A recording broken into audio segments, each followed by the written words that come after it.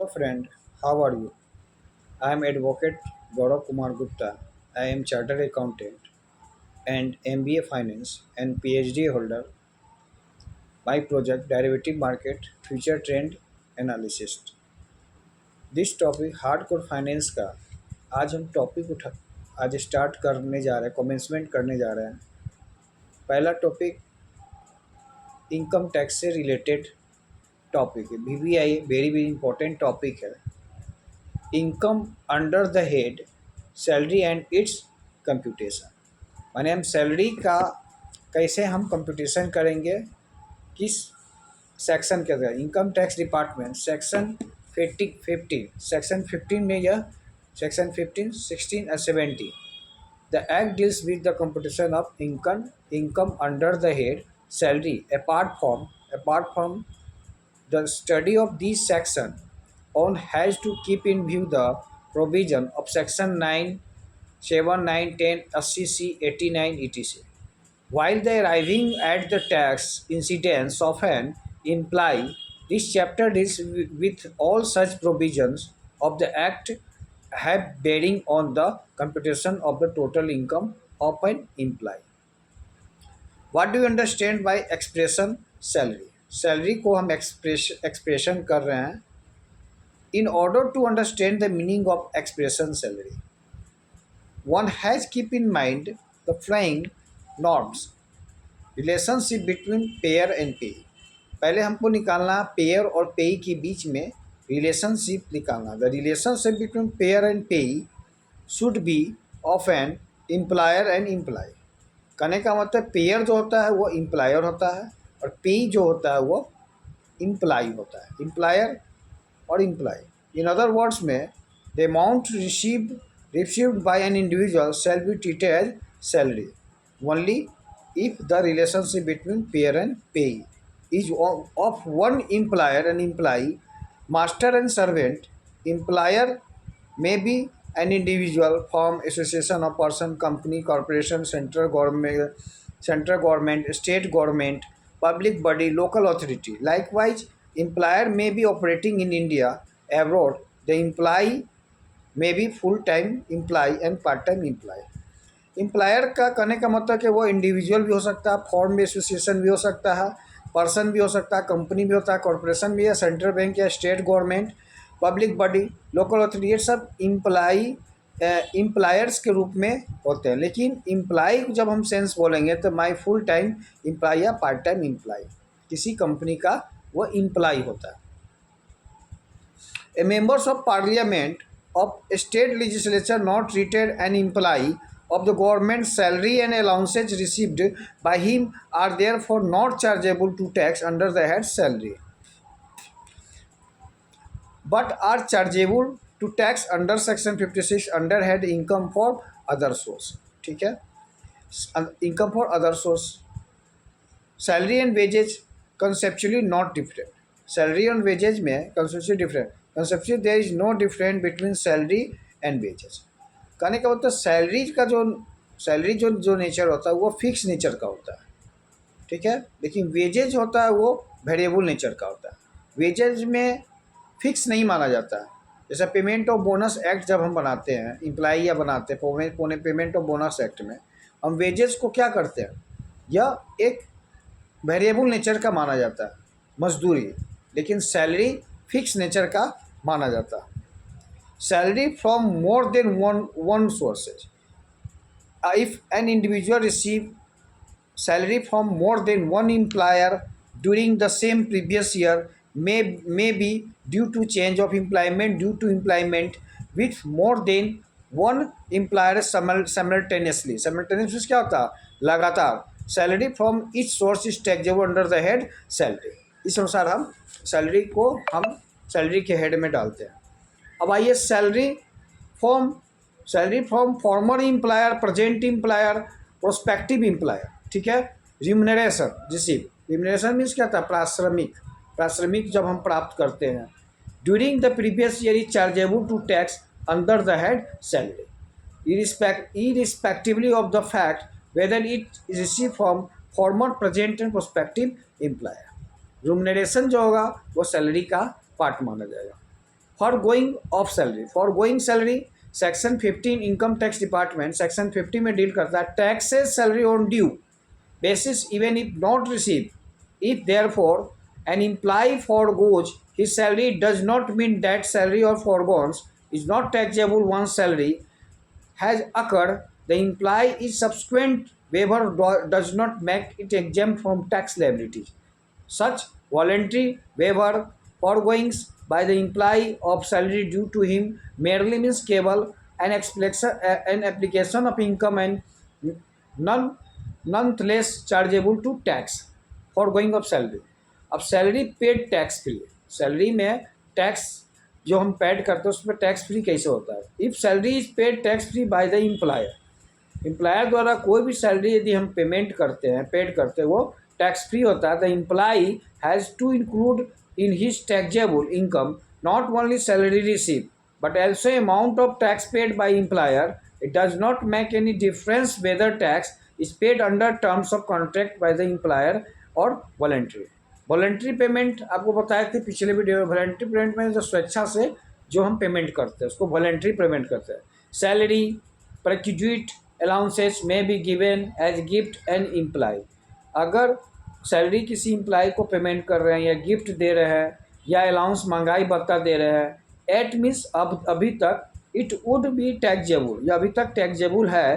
The act does not make any distinction between gratuitous payment and contractual payment.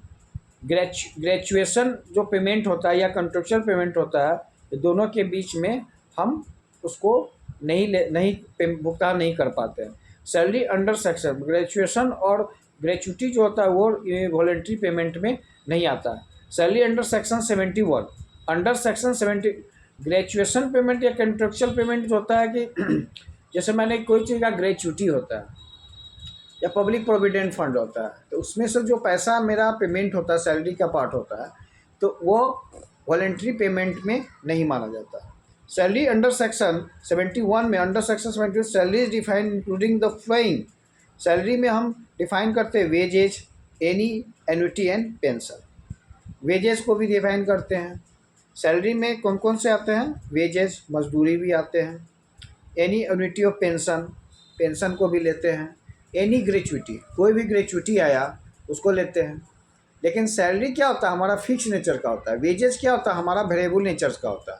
मजदूरी काम करा लिए किसी वर्कर से, उसको मजदूरी दे दिए, वो ई वेरिएबल नेचर का माना जाता है। वो फिक्स नेचर का, कभी कभी कमाए कभी नहीं कमाए। लेकिन सैलरी फिक्स नेचर का होता है कि मेरा महीना पूरेगा तुरंत सैलरी मेरे अकाउंट में पेमेंट हो जाएगा, और यह फिक्स नेचर का होता है। एनी ग्रेचुटी, एनी फी, कमीशन, परक्विजिट मीन्स होता है सुविधा, जैसे हम मकान का सुविधा दिए या कोई चीज़ हम लैंड पे हम उसे रॉयल्टी पेश किए। जैसे हम लोग रॉयल्टी चैप्टर पढ़ते हैं, रॉयल्टी में क्या करते हैं कि जो हम लैंड इसको दिए हैं तो वो रॉयल्टी भी सैलरी का पार्ट माना जाता है। Profit in lieu of additional any salary और wages, any advance of salary, किसी को हम एडवांस में सैलरी देते हैं, ठीक है। Any payment receive by an employee in respect of period of leave not availed by him, ठीक है, ये भी सैलरी का पार्ट है। The portion of annual accretions in any previous year the balance at credit of employee participating in recognized the provident fund the extent is taxable, ठीक है। उसके बाद transferred balance in recognised provident fund extent in taxable. अब balance जो recognise हम provident fund करते हैं वो भी अगले दिन एक्सटेंड होगा, वो टैक्सेबल माना जाएगा। The contribution made by central government any other employer the account of employee under a notified pension scheme refer to section 80 CCD। अब इसको हम 80 CCD में सैलरी के पार्ट में ले जाएंगे, ठीक है। इसको देखेंगे। रेफर मीन्स क्या होता है? देखना। Why is the basic of charge salary income? Salary income के बेसिक चार्ज क्या क्या? First of all the basic of charge as per section 15 salary consist of any salary due from any former employer on SSC in previous year, whether actually paid, and any salary paid allowed to him the previous year by on behalf of employer, former employer, though means यद्यपि not due before in become due, any arrears of salary paid, जो भी salary कोई भी arrear means salary का जो कोई भी बकाया यदि भुगतान करते हैं या allowed to him in previous year by on behalf of employer, employer के बिहाफ में, के बदले, बिहाफ मीन्स क्या हुआ, के बदले, ए फॉर्मर एम्प्लॉयर जो पहले के जो एम्प्लॉयर हैं, if not charge income tax from any earlier previous year, previous years में इनकम टैक्स चार्ज नहीं होगा। The same explain in table given salary become due during the previous year. ठीक है, तो इसका आंसर होगा इस taxable income of the previous year 2000, यदि मान लें असेसमेंट ईयर 2003 से 2023 से 2024 लेते हैं तो इसमें आंसर यस होगा। Salary receive during the previous year 2023 to 2024 become due in a subsequent year, yes. Your area of salary received during the previous year 2023 and 2024 all they in party in one of earlier years and the same were not taxed yearly on due basis, yes. उसके बाद area of salary received during the previous year 2014-50 all they it pertain to one earlier and tax earlier due basis, no. Salary is taxable due या received basis which was the earlier basis or charge in respect of salary income is fixed by section 15. Salary is chargeable to tax, salary is chargeable to tax, salary is chargeable to tax either due basis on received basis which was matured earlier. For instance if salary is 2015-16 receive advance 2014-15 included. Total income of previous year 2014 and 15 received basis tax in incidence matured yearly on received basis. Due basis are not relevant in this case. Therefore, इसलिए salary will not be included in total income of previous year 2015 and 16. On the other hand, if salary which has become due in 2013 and received in 2014 and 15 it include the total income previous year 2030-40 due basis, ठीक है, as incidence of tax mature earlier due basis received basis incapable salary will be therefore not be included in total income and the previous year 2014 and 15. Accounting method of the imply not relevant is worthwhile in mention that salary is chargeable to tax on due या receipt basis which was matured earlier regardless of fact whether the book of account in respect of salary income maintained by the SSC on mercantile basis of cash basis. कहने का मतलब जो भी salary income आएगा उसको SSC जो tax के श्रेणी में आएगा वो किस बेसिस पर करेगा, कैश बेसिस या मर्केंटाइल बेसिस पर.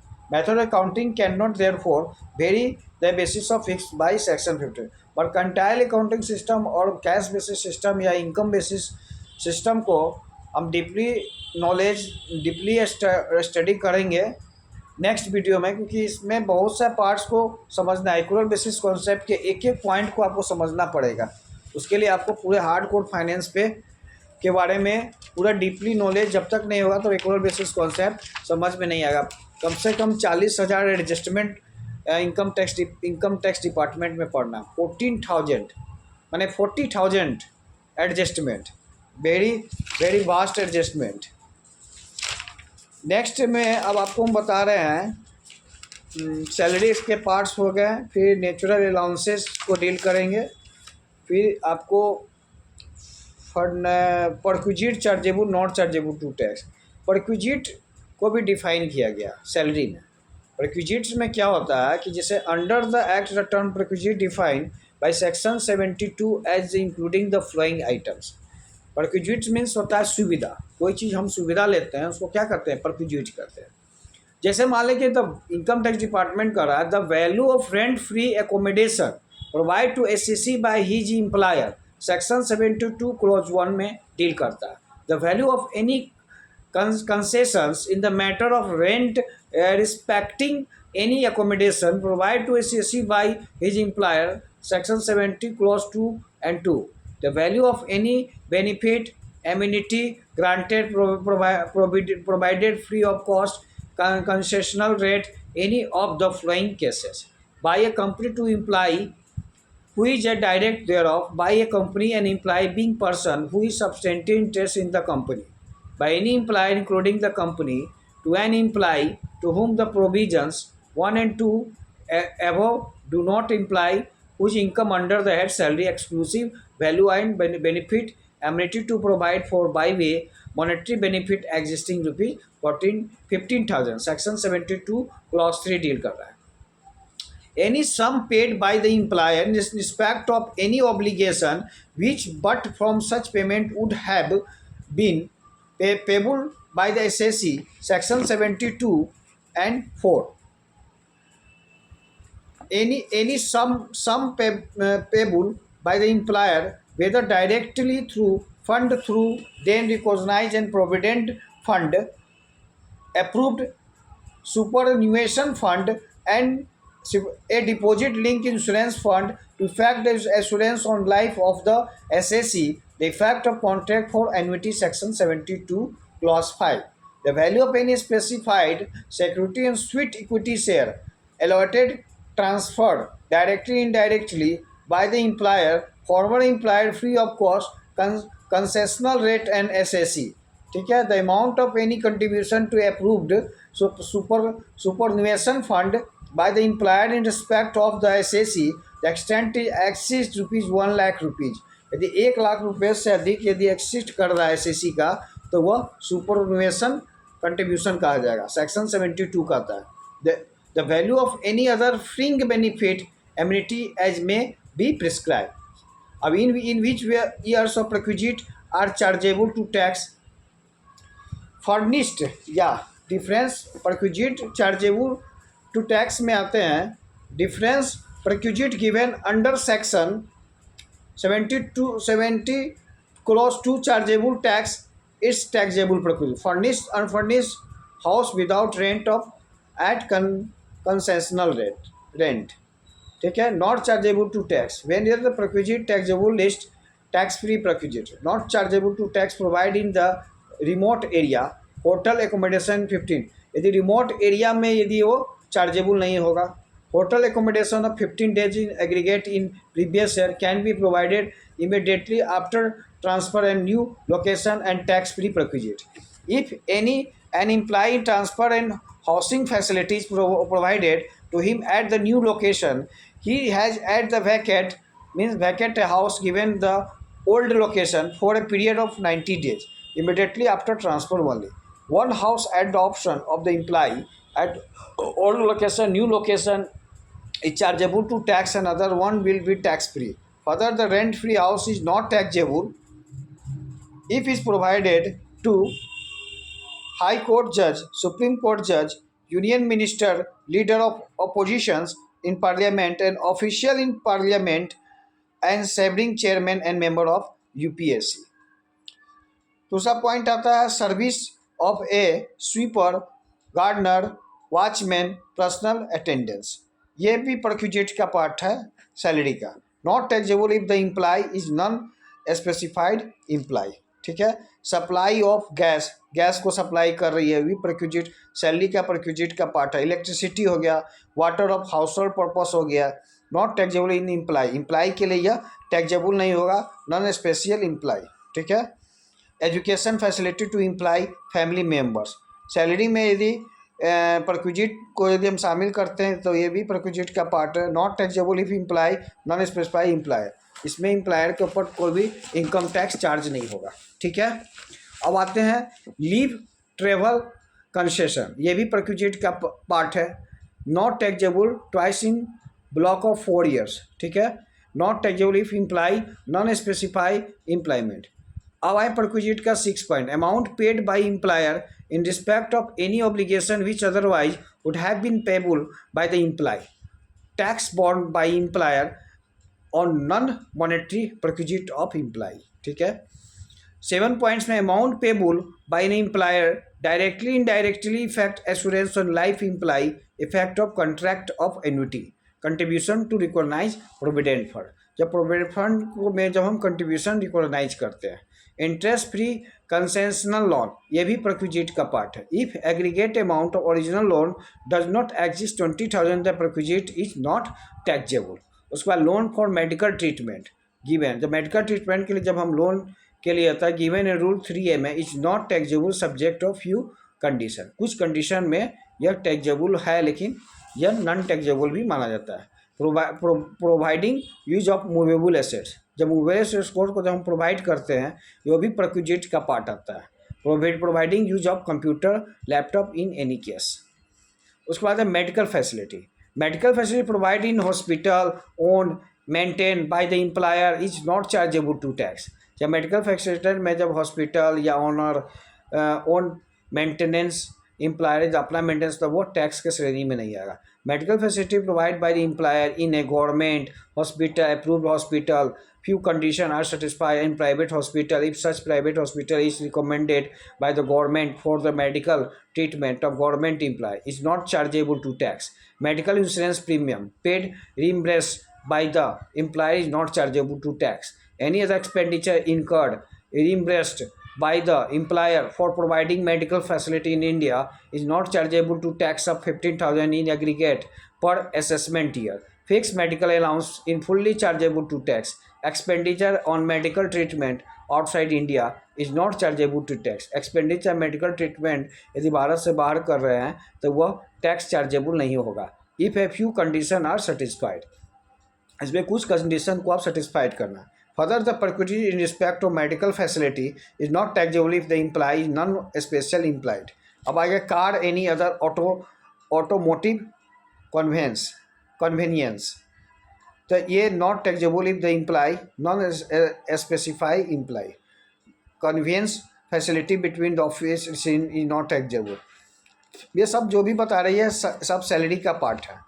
Convince facility to high court जज सुप्रीम कोर्ट जज, यदि कि हाई कोर्ट जज को यदि कोई भी कन्वेंस दे रहे हैं या सुप्रीम कोर्ट जज को या serving chairman and member of UPSC is not chargeable या टैक्स के श्रेणी में नहीं आएगा। या जो भी हम प्रक्विजिट कर रहे हैं या कार में प्रोवाइड कर रहे हैं जज को या हाई कोर्ट सुप्रीम कोर्ट के जज को कोई भी कन्वेंस या टैक्स के श्रेणी में यूपीएससी के जो भी मेंबर्स हो तो उनको भी टैक्स के श्रेणी में नहीं आता है, हमसे एग्जेम्प्ट किया जाता है। Transport facility in by transport undertaking not taxable if the provided by the airlines railway not taxable imply non-specific employment. Free food and beverage, food and non-alcoholic beverage provided in working hour in remote area and offshore installation are the exempted for tax. Tax के ये मुक्त किया जाता है। Free food beverage, tea coffee non alcoholic beverage and the snacks working hours tax free perquisite. Meals lunch dinner in office hour is not taxable in cost implying 54 meals. Gift voucher gift and kind of rupees 5,000 gift जो होगा वो 5,000 तक exempted है, उसको tax से मुक्त किया गया, एग्जेम्प्ट कर दिया गया। अब आई डियरनेस अलाउंस, ये भी सैलरी का part. Dearness allowance pay if not taken account in calculated benefit like provident fund gratuity if terms employment does not so provide. Employers contribution to provident fund accountant employee, ठीक है। all allowances which are exempted for tax, और बाकी जो allowances होगा वो exempt हो जाएगा। Value of requisite under section 72 में डील करेंगे। Lump sum payment receive at the time of termination of service, जब हम कोई भी सर्विस से टर्मिनेट होते हैं तो लमसम अमाउंट हमें प्राप्त होता है।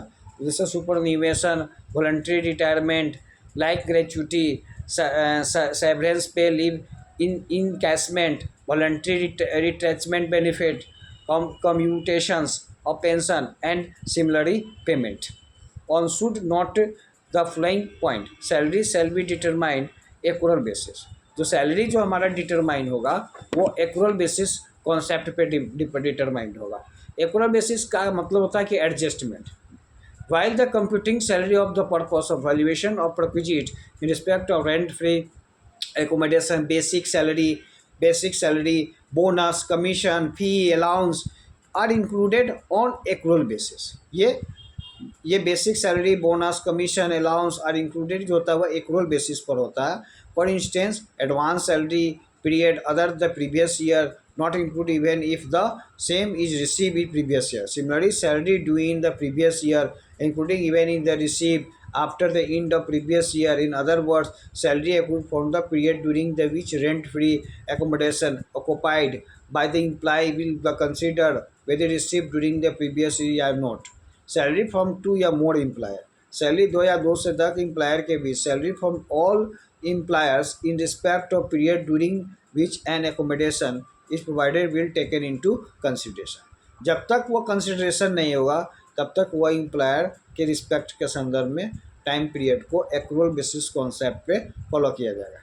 Monetary payment versus perquisite, monetary payment और परक्विजिट के बीच क्या माने वर्सेज है।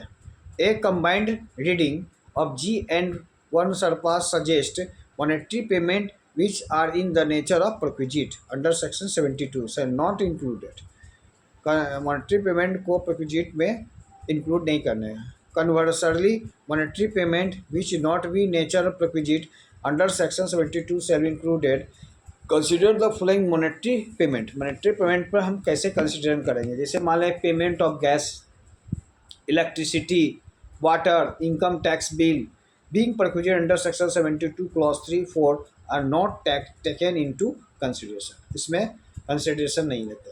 Over time payment it not perquisite, जब भी कोई भी हम ओवर टाइम पेमेंट करते हैं परक्विजिट के श्रेणी में नहीं आएगा, टेकन इनटू कंसिडरेशन या कंसिडरेशन को लेता है।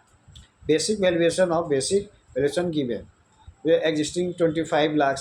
अब नेक्स्ट चैप्टर में हम बताएंगे बेसिक वैल्यूएशन क्या होता है, कैसे इनकम टैक्स डिपार्टमेंट परक्विजिट का वैल्यूएशन करती है, valuation of rent free furnished accommodation होता क्या है उसको एक्सप्लेन करेंगे, valuation of accommodation period concessional rate क्या होता है उसको देखेंगे, उसका valuation of perquisite in respect of interest loan and concession the interest free rate इसको एक्सप्लेन करेंगे। सैलरी का जो पार्ट है, सैलरी में जैसे बेसिक सैलरी आता है उसमें क्या करते हैं, डियरनेस अलाउंस को जोड़ते हैं, उसके बाद हम कमीशन को ऐड करते हैं सैलरी पार्ट में, फिर उसके बाद educational contribution towards recognise the provident fund in excess of 12% of salary.